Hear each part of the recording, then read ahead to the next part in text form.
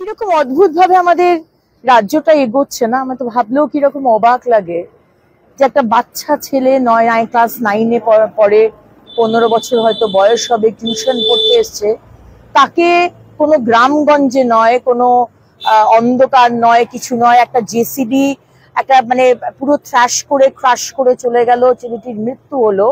এবং তারপরে জেসিবি ড্রাইভারকে ধরা হলো না, যারা যারা ইনভলভ এখনো অব্দি কাউকে ধরা হলো না।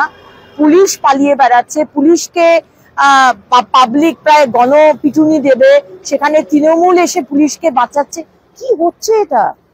যারা মারলো ছেলেটিকে, আজকে মহালয়ের দিন বাচ্চাটিকে তার মা বাবার কাছ থেকে কেড়ে নিল, আজকে কলকাতার এই মানে কি বলবো মদ্যপ অবস্থায় যে ড্রাইভার ছিল জেসিবি, তাকে না ধরে আজকে যে বিজেপির নেত্রীর উপাধি, সে সারা রাত ধরে সেখানে থানায় বসে আন্দোলন করলো, সে বারবার বলছে আমাদের একটাই দাবি যে অ্যারেস্ট করা হোক, আমরা তো আলাদা কিছু চাইছি না, আমরা তো কলকাতা পুলিশকে বলছি না আমাকে টাকা দাও, আমাকে কাটমানি দাও, আমাকে তোলাবাজি দাও, তা তো আমরা বলছি না, আমরা শুধু বলছি যে ক্রিমিনাল তাকে তুমি অ্যারেস্ট করো।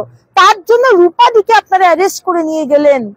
আর যে আসল কালপ্রিট, যে একটা বাচ্চা ফুটফুটে ছেলে যার সামনে সারাটা জীবন পড়ে আছে, তাকে মেরে দিল, তাকে শেষ করে দিল তার জীবনটাকে, নিজের মানে তাদের নিজের মদ্যপ অবস্থায় সে ড্রাইভার ছিল নাকি, আজকে তাকে আপনারা ধরছেন না। এটাকেই কি এগিয়ে বাংলা বলে মুখ্যমন্ত্রী? অবাক হয়ে যায়। আমাদের ভিডিও ভালো লাগলে লাইক এবং শেয়ার করুন, কমেন্ট সেকশনে গিয়ে জানান আপনাদের মতামত। আরো ভিডিও পেতে আমাদের চ্যানেল সাবস্ক্রাইব করুন এবং প্রতি মুহূর্তে খবরের আপডেট পেতে প্রেস করুন বেল আইকন।